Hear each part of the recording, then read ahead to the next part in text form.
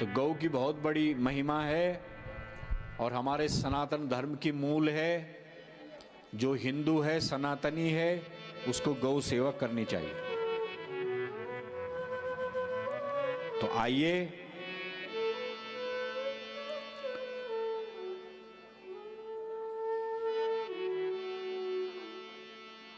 और भक्त कौन होता है? अब माना हम ऋषिकेश जा रहे हैं, रास्ते में कोई गाय लंगड़ा रही है, कोई बीमार है, तो खाली यत का करयान भाई गौ सेवा। आप अपनी गाड़ी रोको और उस गाय के लिए सेवा, अपना समय दो, अपना दान दो, अपना जीवन दो। कई लोग हैं ऐसे जो गाय के लिए अपना जीवन देने।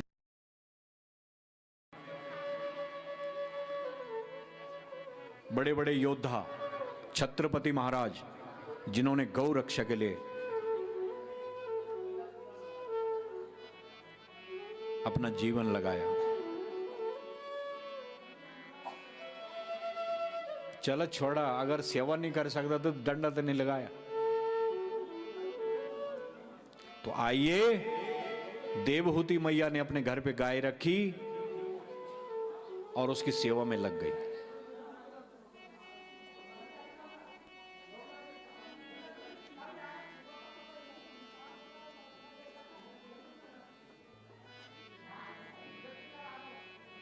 और अब वो जो गाय है वो दूध देने लग गई। बताओ, ऐसी सेवा हुई उसकी। उसका मन इतना आनंदित हुआ कि उसके दूध देना शुरू कर दिया। और गाय भी कौन सी? जो हमारे पहाड़ों में चढ़ती है, छोटी गाय, जर्सी नहीं, बद्री गाय, पहाड़ों में चढ़ सकती है, उसका दूध निकालती है।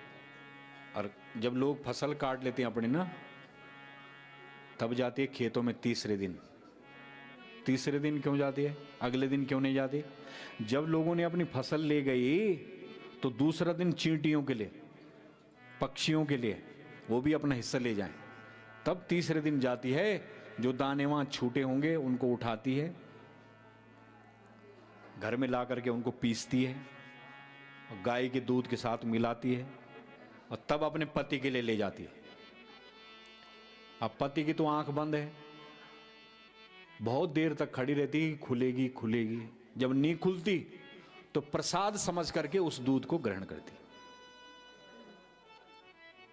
ऐसा रोज किया। महीना बीत गया, 6 महीने हो गए, साल हो गया, पति की आंख नहीं खुली।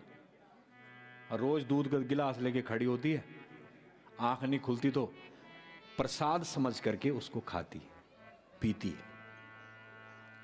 ऐसा चलता रहा 2 वर्ष, 3, 4, 5, 6, 7, 8, 9, 10, 11, 12 वर्ष बीत गए। और एक दिन मां भगवती की कृपा हुई और 12वें वर्ष बिल्कुल वो देवी ऐसी खड़ी थी गिलास लेकर के, और अचानक पतिदेव की आंख खुल गई और सीधा पूछ रहे हैं कि तुम कौन हो? और देवहूति जी एकदम हंस गई, महाराज कोई बात नहीं, आप ये प्रसाद लीजिए। अरे नहीं नहीं, पहले आप बताओ आप कौन हो? अरे आप सच में भूल गए मुझे? क्योंकि जिस दिन माँ बाप छोड़ के गए थे उस दिन हड्डी कट्टी थी, आज बिल्कुल सूख के कांटा बन गई है। ये भक्ति का लक्षण है, शरीर सूख गया।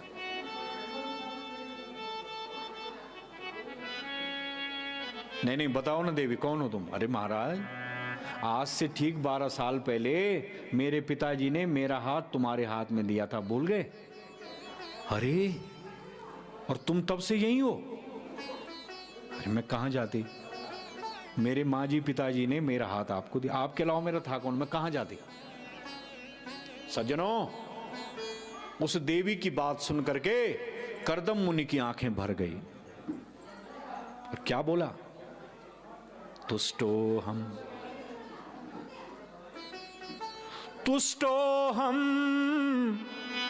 तब मान अभिमान दाया शुश्रूषया परमया परया च भक्त्यः।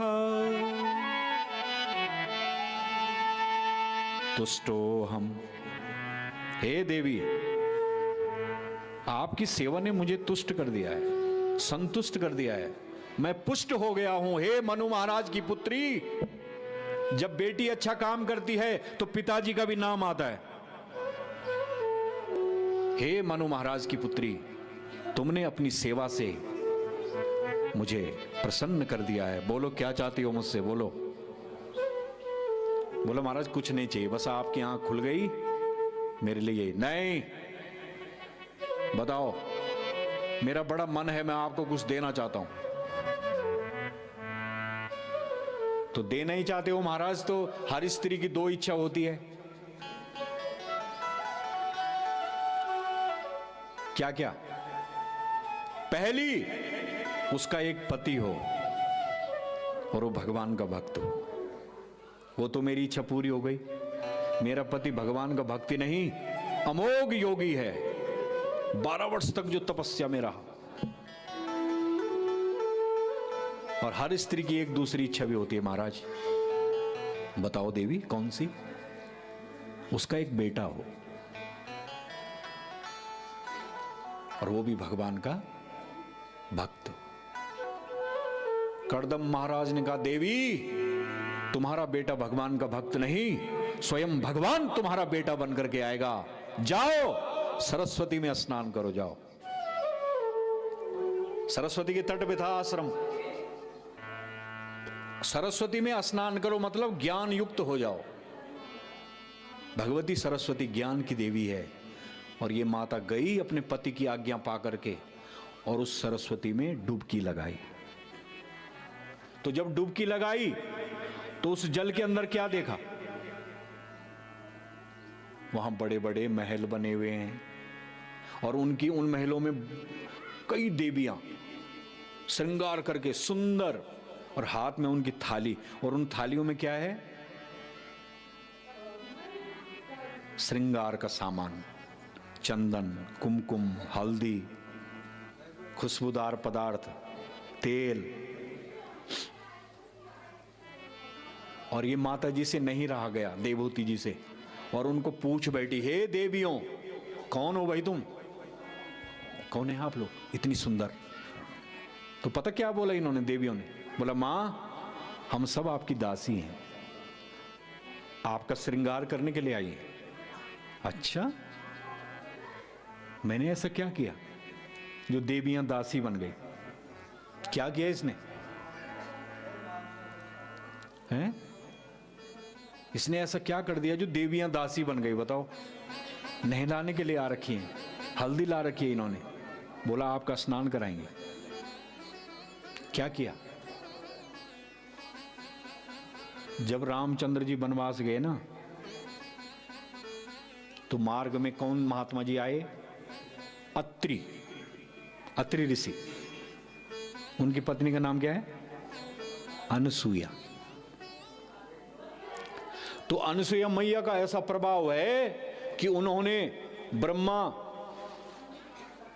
भाई देखो, देवकी ने तो बनाया कृष्ण को बेटा, कौशल्य ने बनाया राम को, लेकिन ये जो अनसुईया है इसने ब्रह्मा को भी, विष्णु को भी और भगवान शंकर को भी अपना बेटा बनाया।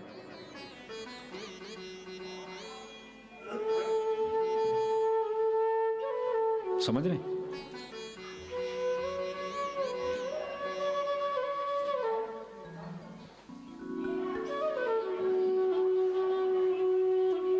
तो उनके जाते जाते उनके आश्रम में गए भगवान राम जी, अत्रि ऋषि को प्रणाम किया, और सीता जी गई अनसुईया जी के पास। मां, आपकी बड़ी महिमा सुनी मैंने, आप बड़ी पतिव्रता हो, क्या करते हो आप ऐसा? तो माता जी ने कहा, सीता जी आपकी तो लोग कसम खाएंगे, आप तो बहुत दिव्य हैं, मेरे से क्या पूछ रही हैं? बोला नहीं नहीं नहीं, आप बताइए। तो क्या बोला उन माता ने स्त्रियों के लिए?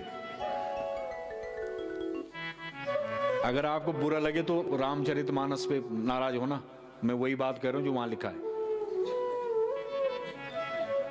सहज अपावनी नारी,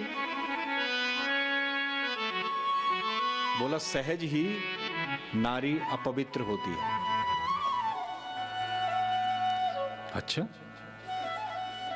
फिर उसे देवी क्यों कहते हैं? गृह लक्ष्मी क्यों कहते हैं? सरस्वती क्यों कहते हैं?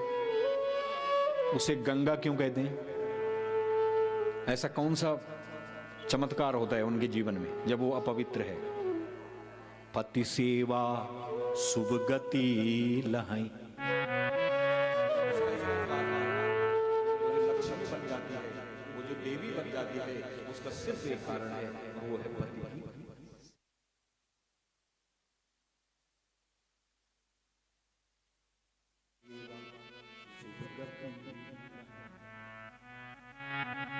मैं एक ही काम करती हूं, अपने पति की सेवा में। कभी अब मेरे मुंह से उनके लिए अशब्द अपशब्द न निकले।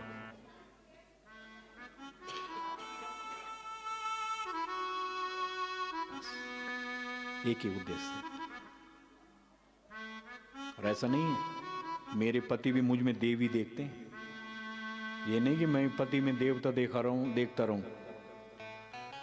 पति का भी कर्तव्य है कि वो पत्नी में देवी देखे। अब कौन सी देवी दिखती है वो तो बात अलग है। लक्ष्मी दिखती, सरस्वती दिखती कि काली दिखती है?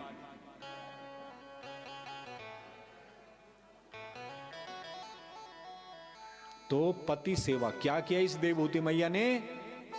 जो देवियां दासी बन गई है, उसका सिर्फ एक कारण है, इसने अपने पति के लिए अपना जीवन लगा दिया।